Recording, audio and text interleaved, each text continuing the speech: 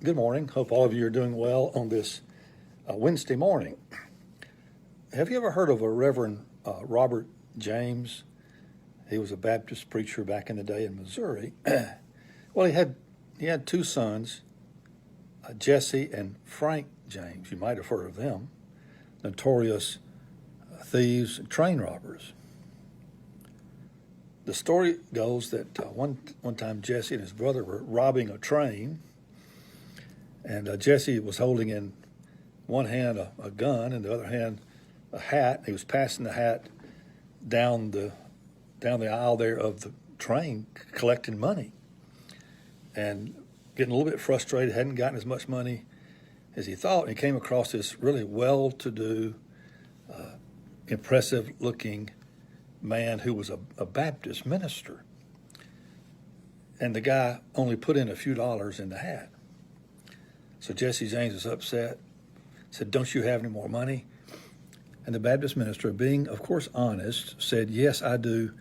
In my boot, I have another $18.12.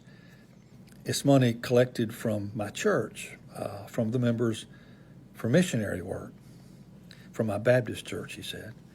With hearing the word Baptist, Jesse James dropped the hat, stuck out his hand, and said, "Shake, brother. I'm a Baptist too."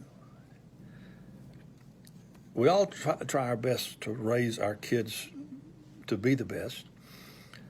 Preachers' kids, PKs, have a stigma attached to them that somehow they're wild and crazy train robbers like Jesse James, and because they live under the weight of expectation is real high, and people have unrealistic expectations of them.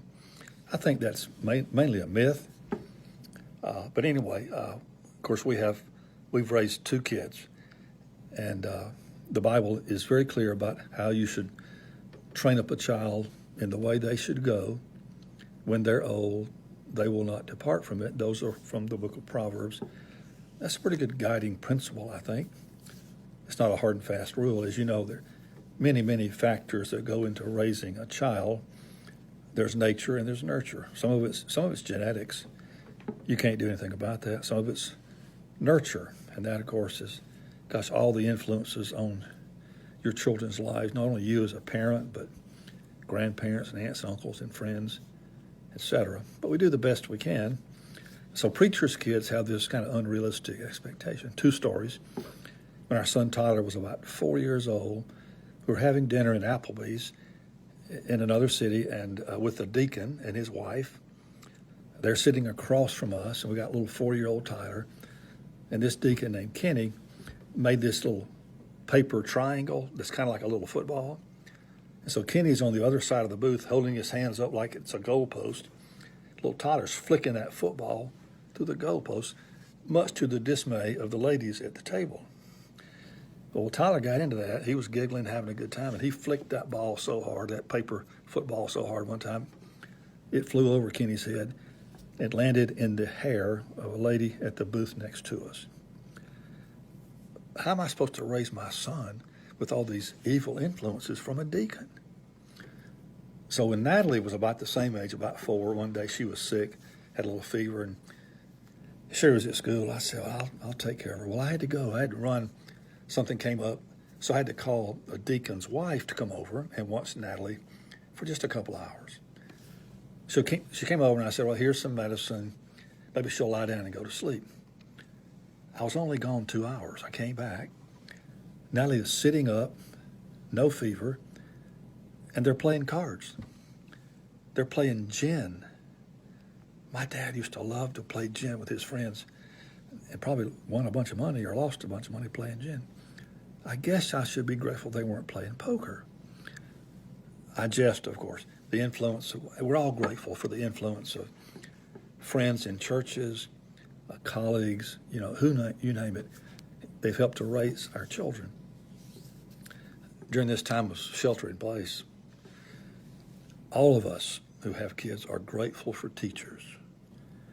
We've always known how great teachers are. They're wonderful. And they have a great influence upon our kids. They're with our kids a lot,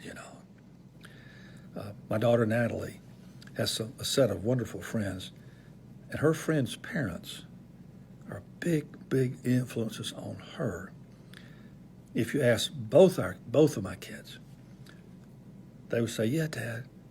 And coaches, too. Don't leave out the coaches, because they've both been influenced greatly, and still are, by coaches in their lives. So during this shelter in place, we're learning new stuff about kids, and it's a great time to be with our kids. And we're also grateful for those who have them normally much of the day, who have a great influence. So we'll do the best we can of raising our children, training up a child in the way they should go, and hopefully when they're old, they will not be train robbers. Amen.